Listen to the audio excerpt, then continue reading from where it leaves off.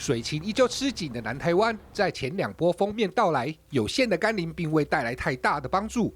根据经济部水利署的即时水情，截至18号上午的资料，仅有乌山头水库有40%的蓄水量，其余水库几乎皆不满20%。曾文水库蓄水量则仅有6.6%。我们南潭、仁义潭，还有这个曾文水库、乌山头、南化水库，基本上现在剩下的库容量大概有没有2成？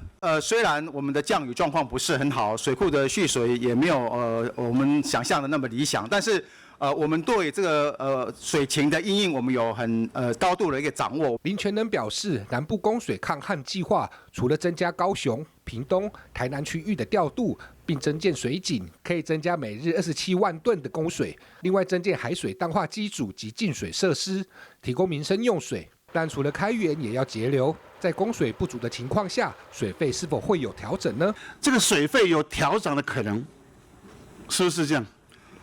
这个大用户这边可以透过这个累进的一个这个汇率这边去做到更好的节水，我想这个都是需要点时间去分析的。所以评估报告的部分是发现问题，然后做问题部分我们来寻求可能解决的方案。是否调涨水费，林全能并未松口。不过看到台湾1国2制的水费制度，台水和北水的计费方式有所不同。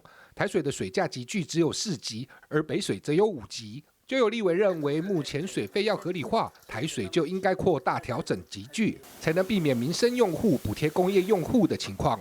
而日前，行政院副院长郑文灿也表示，累进费率是趋势，已在规划阶段。